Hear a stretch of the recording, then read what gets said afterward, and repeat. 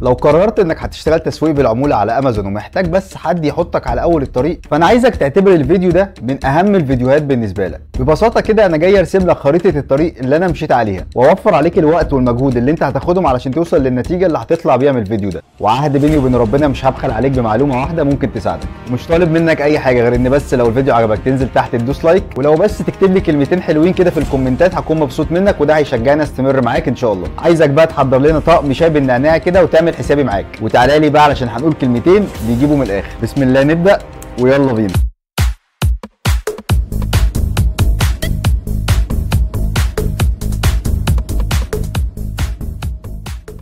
السلام عليكم اجمعين مشاهدين ومتابعين، عاملين ايه؟ يا رب تكونوا بخير. كنا عملنا فيديو قبل كده ازاي تشترك على موقع امازون وتكون مسوق بالعموله. لو انت لسه ما شفتوش هيظهر لك هنا دلوقتي، ممكن تروح تشوفه وترجع لنا تاني. وفي الحقيقه كميه الناس اللي اتفاعلت مع الفيديو وطلبت مني ان استمر وانزل باقي السلسله بسطتني جدا جدا، وفعلا شجعتني ان استمر معاكم ان شاء الله. فعلا اعذروني لو بتاخر عليكم، بس غصب عني الموضوع بياخد مني وقت في التحضير والكتابه والسكريبت والتصوير والمونتاج، ما كنتش اعرف ان الحوار كبير قوي كده، بس ادينا بنجتهد ان شاء الله. خليني ابدا معاك بسؤال اتكرر كتير في الكومنتات على الفيديو اللي فات: ازاي هسحب فلوسي من موقع امازون؟ بص، لازم تبقى عارف ان الخطوه دي هي اخر خطوه ممكن تفكر فيها دلوقتي، لان انت حرفيا لسه قدامك مشوار طويل قوي لحد ما توصل لاول عموله ليك. المشوار ده تقريبا خد مني انا في الاول من 4 ل 5 شهور، وبعد ما بتوصل لاول عموله ليك بيبقى عندك مشوار تاني ان انت توصل لاول $100. بس خليني اقول لك ملخص سريع كده عن اللي بيحصل عشان بس تبقى فاهم الدنيا ماشيه ازاي. امازون بيديك 3 طرق عشان تقدر تسحب بيهم فلوسك. اول طريقه فيهم ان هو بيبعت لك شيك على البيت في عنوانك اللي انت مسجله في الحساب بتاعك. طبعا عندنا في مصر دي طريقه فاشله جدا، شيك ايه اللي انا هستناه يجي لي من امريكا ده؟ فاحنا كده هنركن الطريقه دي على جنب. تاني طريقه ان هو بيديك كارت خصم بقيمه العموله اللي انت كسبتها، يعني حضرتك تروح تشتري منتجات من امازون وتاخد خصم بقيمه العموله دي. طبعا دي طريقه افشل من الاولانيه، حطها جنب اختها دلوقتي. حاجه ايه يا عم اللي هروح اشتريها؟ انا عايز فلوس. وبعد كده عندنا تالت طريقه ان انت تحول على حساب البنك بتاعك، ودي تقريبا بتبقى انسب طريقه بالنسبه لنا كلنا. بس هنا بقى في مشكله هتظهر معاك، انك لما هتيجي تخش على امازون عشان تحط الحساب البنكي بتاعك هيقول لك اختار الدوله اللي انت فاتح فيها الحساب. فانت هتخش تفتح القائمه اللي هو مديها لك علشان تختار الدوله اللي انت فاتح فيها الحساب، وهتتفاجئ ان مصر مش موجوده. فانت هنا بتبقى محتاج تفتح حساب على بنك اونلاين تحول عليه عمولاتك، وبعد كده تحولها على حسابك هنا في مصر. واغلب اللي شغال في المجال ده بيستخدم بنك بايونير الامريكي. انا مش عايزك تقلق من الموضوع ده خالص، انا هعمل لك فيديو ان شاء الله بيشرح لك الموضوع ده بالتفصيل. بس زي ما قلت لك سيب الخطوه دي دلوقتي وخلي كل تركيزك ازاي تجمع الفلوس الاول. في رحلتك وانت بتعمل فلوس على امازون او اي بيزنس عموما هتلاقي نفسك بتجرب طرق كتير وبتفشل فيها، وده لازم ولابد منه، لانك عمرك ما هتوصل للنجاح من سكه واحده سالكه. هتمشي في سكه هتلاقيها ما نفعتش معاك، هتعدل مسارك وهتكمل، وهتلاقي نفسك بتعدل مسارك مره واثنين وثلاثه لحد ما في الاخر المسارات اللي انت عملتها دي هي اللي عملت الخريطه اللي انت هتمشي عليها. انا بقى جاي النهارده ارسم لك الخريطه بتاعتي، يمكن اوفر عليك وقت ومجهود واساعدك ان انت توصل بسرعه. تعالى كده نقول بسم الله ونبدا اول خطوه. قبل ما تفكر انت هتسوق ازاي لازم تعرف انت هتسوق ايه، وهنا بيظهر معانا مصطلح معروف جدا في التجاره الالكترونيه اسمه النيش. هو النيش ده اللي بيحطوا فيه الفناجين والكوبايات ابو حميد؟ اسحب منه الكارنيه سوء استماع وسخريه وما يحضرليش محاضرات تاني الواد ده. النيش هو مصطلح بيطلق على المجال اللي انت هتشتغل فيه، يعني مثلا انا هتخصص في مجال الادوات المنزليه والمطابخ، واحد تاني عايز يتخصص في مجال لعب الاطفال، واحد تالت مثلا هيتخصص في مجال منتجات العنايه الشخصيه، واحده مثلا من اخواتنا البنات اللي بيتفرجوا علينا دلوقتي هتتخصص مثلا في منتجات الميك اب والسكين كير. وصدقني لما اقول لك المجال ده بالذات بيكسب كويس قوي. طب هو انا ليه يا عم احمد لازم اتخصص في مجال معين؟ يعني ليه ما اخشش على امازون واشوف المنتج اللي عاجبني بغض النظر عن المجال بتاعه اخده اسوقه وخلاص؟ خلينا اجاوبك على السؤال ده ببساطه، ان من اهم قواعد التجاره الالكترونيه عموما انك لازم تتخصص في مجال معين علشان تكون اسم الصفحه بتاعتك او البراند بتاعك ليه هويه معينه وتعرف تتارجت العملاء اللي انت عايزهم، وكمان علشان حضرتك ما تفضلش تايه وسط ملايين المنتجات اللي على امازون وتبقى عارف هتركز على ايه بالظبط. تعالى كده اوريك حاجه على السريع يمكن تساعدك في اختيار النيش اللي انت تشتغل عليه. ببساطه كده ايه هي نسبه العموله اللي هتاخدها لما تشتغل في كل مجال من المجالات اللي موجوده على امازون؟ هتلاقي امازون عامل لك جدول كده في كل مجال من المجالات اللي عليه، وقصاد كل مجال ايه نسبه العموله اللي انت هتاخدها. تعالى اوريك بنوصل للجدول ده ازاي. هتخش على عامة جوجل وهتكتب امازون اسوسييت، اول شارع فوق على ايدك الشمال هتخش فيه على طول. هتلاقيه فتح لك صفحه الداشبورد بتاعت برنامج التسويق بالعموله اللي احنا كنا مشتركين فيها. هروح على الشريط اللي فوق هلاقي كلمه هيلب هدوس عليه، هيفتح لي قائمه فرعيه هختار منها كوميشن انكم ستيتمنت. هتلاقيه فتح لك الصفحه الجميله دي اللي فيها الجدول بتاع العمولات اللي انا كنت قايل لك عليه، وزي ما انت شايف معايا كده حاطط لك كل الاقسام بتاعت منتجات امازون، وقدام كل قسم ايه العموله بتاعته. بتاعته، وهتلاقي نسبة العمولة بتبدأ معاك من أول 1% لحد 20%. ولو نزلت معايا بالصفحة كده هتلاقي في خدمات تانية هو حاطط لك العمولة بتاعتها، زي مثلا التسويق لبرنامج امازون الفي اي بي اللي هو امازون برايم. بس خلينا في الجدول الاولاني اللي هو جدول المنتجات. هفترض معاك ان احنا مثلا هنشتغل في مجال المطابخ، وبصراحه ده المجال اللي انا كنت ببقى شغال عليه معظم الوقت. فاحنا لو دورنا على المطابخ هنا في الجدول ده هنلاقي ان العموله بتاعتها 4.5%. بعد ما بتقرر النيش اللي انت هتشتغل عليه بنروح للخطوه اللي بعد كده، واللي انا بسميها الاهم من الشغل، تظبيط الشغل. تعال اقول لك يعني ايه الكلام ده. لازم حضرتك تكون منظم شغلك ومرتب الداتا بتاعتك، علشان ده هيوفر عليك وقت كبير قوي لما تيجي ترجع للداتا دي بعدين، لان انت اكيد هتحتاج تسوق المنتج بتاعك اكتر من مره وعلى اكتر من منصه. ببساطه كده حضرتك هتروح على الجهاز بتاعك اللي انت شغال عليه وهتعمل فولدر اسمه منتجات، وجوه الفولدر ده هتعمل فولدرات تانية لنوعيه المنتجات اللي انت هتشتغل عليها. يعني مثلا منتجات منزليه، منتجات مطابخ، منتجات شخصيه. وبعد كده تبدا تحط كل منتج انت تختاره في الفولدر بتاعه بكل حاجه بتاعته بقى، صوره وفيديوهاته ولينكاته، كل حاجه تخص المنتج ده هتحطها في الفولدر بتاعه. لان صدقني لما المنتجات هتكتر معاك هتلاقي نفسك تايه وسط كل الصور والفيديوهات اللي انت حملتها ومش عارف توصل لايه ولا لايه. ودي نصيحه مني ليك يا ريت تعمل بيها. ولو عايز تعرف تعمل كده ازاي تعالى اوريك. هتروح على عمك جوجل وهتكتب امازون، وزي ما انا كنت واصف لك السكه قبل كده هتسيب اول شارع وهتخش في تاني شارع على طول. هيفتح لك الصفحه الرئيسيه بتاعت امازون. فوق على الشمال هتلاقي 3 شرط جنبهم كلمه اول، هتدوس عليها هيفتح لك القائمه اللي فيها كل الاقسام بتاعت امازون. تعالى مثلا معايا كده ولنفترض ان احنا عايزين قسم الادوات المنزليه. هتنزل تحت وهتخش على هوم اند جاردن، هيفتح لنا قائمه فرعيه. تعالى مثلا ندخل على كيتشن، هتلاقيه دخلك على قسم الادوات المنزليه والمطابخ. هتطلع فوق على ايدك الشمال هتلاقي كلمه بيست سيلرز، ومن هنا انت بتقدر توصل لاحسن المنتجات مبيعا على امازون في القسم اللي انت اخترته. هيدخلنا على الصفحه دي اللي هي امازون بيست سيلرز. هفترض معاك مثلا ان احنا عايزين نسوق اول منتج ده اللي هو جهاز تقطيع الفواكه والخضروات. هنفتح المنتج كده وركز معايا في اللي هعمله. هنروح على الجهاز بتاعنا وهنفتح الفولدر بتاع المنتجات اللي احنا عاملينه، ومنه هنخش على الفولدر بتاع المطابخ. هقول للجهاز بتاعي اعمل لنا نيو فولدر هنا يا عم الحاج، وبعد كده هرجع للمنتج بتاعي تاني على امازون وهاخد بدايه الاسم كوبي، وهرجع اسمي الفولدر بتاعي باسم المنتج. بعد ما عملت الخطوه دي هدخل على الفولدر، واول حاجه هعملها ان انا هعمل تكست دوكيمنت وهحطها جوه الفولدر. وبعد كده هرجع تاني على امازون وهروح للمنتج بتاعي هاخد الاسم بالكامل وهروح احطه في الدوكيمنت بتاعي. وبعد كده هنطلع فوق على شريط التسويق بالعموله بتاعنا، وهروح اقف على كلمه تكست، وبعدين هناخد اللينك اللي هيطلع لنا ده وهنروح نحطه في الدوكيمنت بتاعتنا برضه. وبعد كده هروح اعلم على الوصف بتاع المنتج كله، وبرضه هنروح نحطه في الدوكيمنت بتاعتنا. طيب بعد ما خدنا الداتا اللي احنا عايزينها من المنتج ده، عايزين بقى نحمل الصور. هتروح تقف على الصوره بتاعت المنتج دي وهتفتحها، هتلاقيه فتح لك كل الصور اللي نازله مع المنتج. هتكليك يمين يا معلم على كل صوره وسيف از، وهتروح ترميهم في الفولدر بتاعك. كده بقى عندنا الداتا والصور بتاعه المنتج. طيب عايزين نجيب فيديو، هنعمل ايه؟ واحسن مكان تجيب منه فيديوهات للمنتجات بتاعتك هو التيك توك.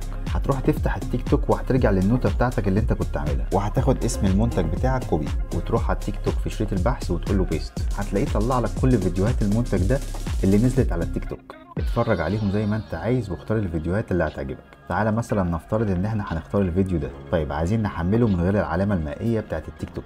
لو بصيت على ايدك اليمين كده هتلاقيه حاطط لك اللينك بتاع الفيديو وجنبها كلمه كوبي لينك. طيب كتر خيرك يا معلم، هناخد اللينك ده كوبي، وبعدين حضرتك هتروح لي على عمك جوجل تاني وهتكتب في خانه البحث تيك توك داونلودر، وبعدين ما تضيعش وقت كتير، اول شارع يقابلك خش فيه على طول. هيفتح لك الصفحه البسيطه دي اللي ما فيهاش اي كعبله. هلاقي كلمه بيست هدوس عليها، وبعدها هدوس داونلود، وبعدين هنزل تحت تاني وهدوس داونلود كمان مره. هلاقي الفيديو فعلا نزل على الجهاز بتاعي. هناخده من المكان اللي هو نزل فيه ده وهنروح نرميه في الفولدر بتاع المنتج بتاعه. وبس كده يا معلم بقى عندك الفولدر بتاعك فيه الداتا والصور والفيديوهات كمان. طبعا الخطوه دي هتكررها لكل المنتجات اللي انت هتبدا تسوق لها. حلو كده قوي، اخترنا النيش بتاعنا ورتبنا المنتجات بتاعتنا وبقى شغلنا 100 فل و17. نتكل على الله بقى ونسوق. للاسف يا صديقي كان نفسي اقول لك يلا، بس لسه في خطوه كمان. انا وعدتك ان انا هديك كل حاجه ومش هبخل عليك بمعلومه واحده، والخطوه اللي انا هعلمها لك دلوقتي دي مش هتلاقيها غير عند العبد لله. مش محتاج بقى اقول لك لايك وسبسكرايب والقصه دي، انت المفروض فاهم انت هتعمل ايه يعني. وحرفيا الخطوه دي وصلت لها بعد مجهود كبير جدا، وجاي دلوقتي بدلك على الجاهز عشان اساعدك انت بيها. خليني بس اتجعز كده شويه في القعده.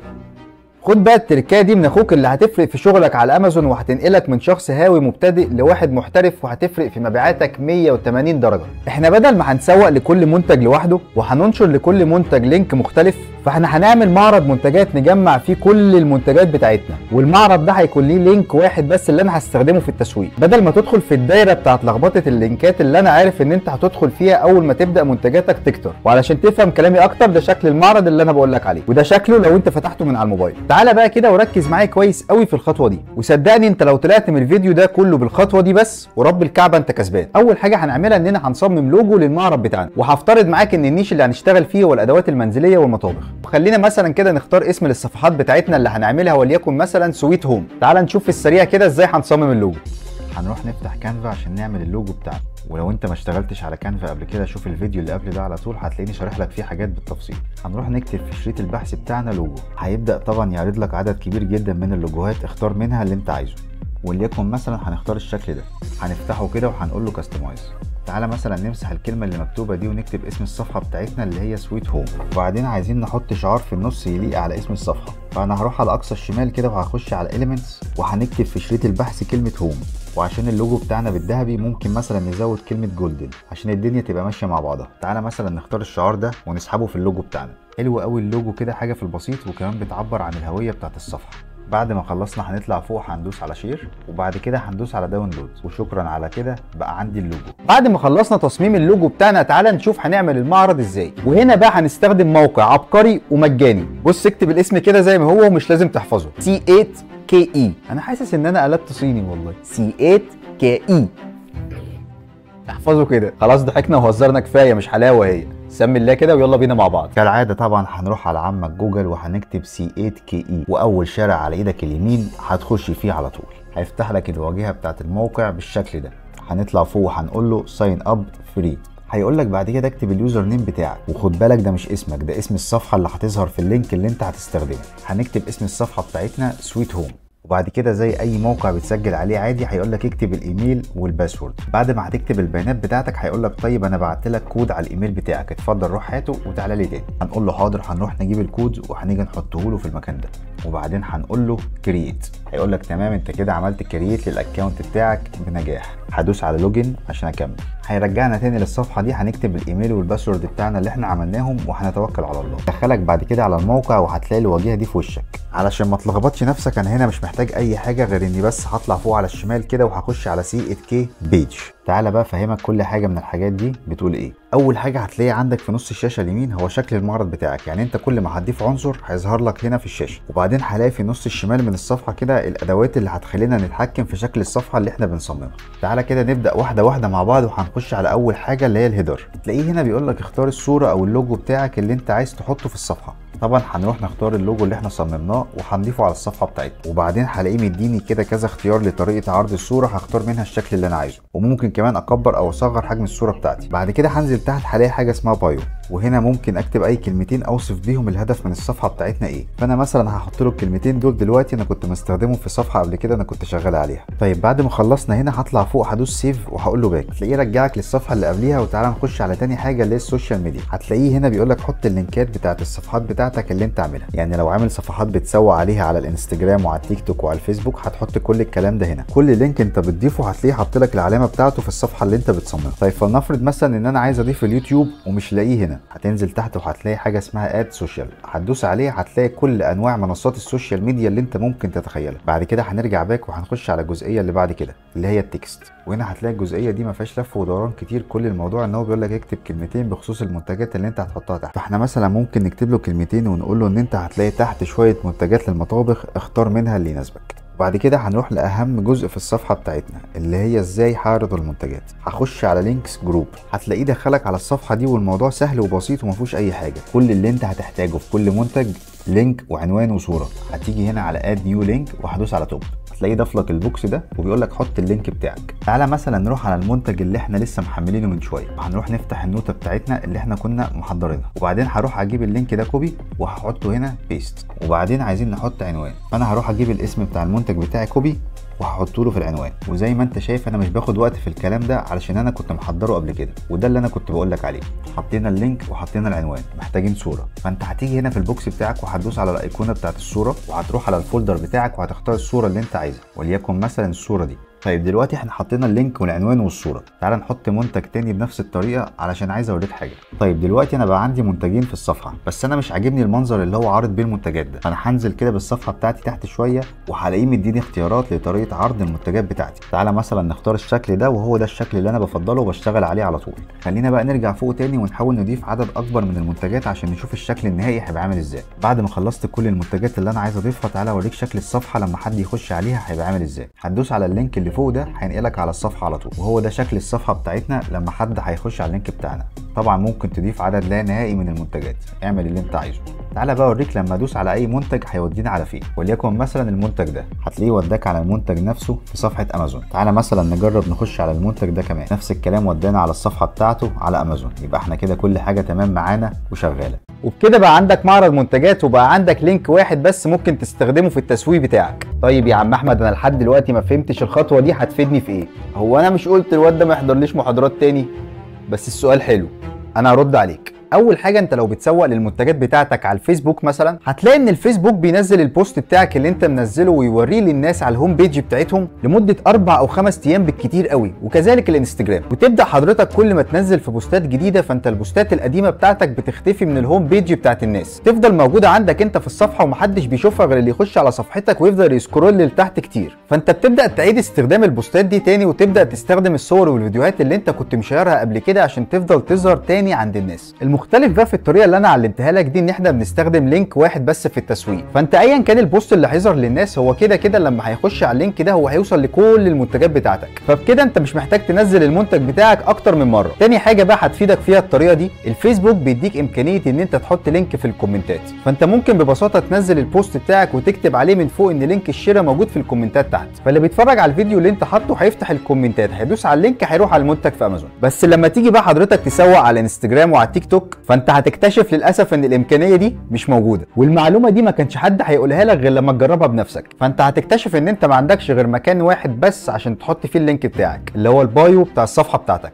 فانت ما دام عندك مكان واحد، فانت محتاج لينك واحد عشان يوصلك لكل المنتجات. وصدقني اللي انا قلته لك ده انت ما كنتش هتوصل له غير لما تبدا تشتغل بالفعل وتلاقي المشاكل دي قدامك. فانا وفرت عليك الوقت والمجهود وجبت لك حل للمشاكل دي من قبل ما تبدا معاك اصلا. وبكده اقدر اقول لك ان انت جاهز تتوكل على الله وتبدا تسوق للمنتجات بتاعتك. بس اهم حاجه لازم تكون قدام عينيك دايما وانت شغال هي الصبر ثم الصبر ثم الصبر. طب ايه بقى المنصات اللي احنا هنشتغل عليها يا عم احمد؟ حضرتك عندك الفيسبوك والانستجرام والتيك توك واليوتيوب. خليني بقى اقول لك ان في موضوع تسويق منتجات امازون ده بالذات، كل دول في كوم، وفي حاجه تانية في كوم لوحدها، بنترست، اللي انا بعتبره حرفيا هو المفتاح اللي هيغير معاك قواعد اللعبه دي كلها. وبكده احنا خلصنا الجزء الاول من تسويق منتجات امازون. الفيديو الجاي ان شاء الله هقول لك ايه هي التريكات اللي تاخد بالك منها وانت بتسوق على كل منصه عشان ما تضيعش وقتك. ومن هنا لحد ما اجي لك الفيديو الجاي ان شاء الله انا عايزك تكون اخترت المجال اللي انت هتشتغل فيه، واخترت المنتجات اللي هتسوق لها، وتكون كمان عملت المعرض بتاعك. واستنى مني فيديو كامل عن بنترست. وبس كده، لو الفيديو عجبك ما تنساش تنزل تحت تدوس لايك وتشترك في القناه وتفعل زرار الجرس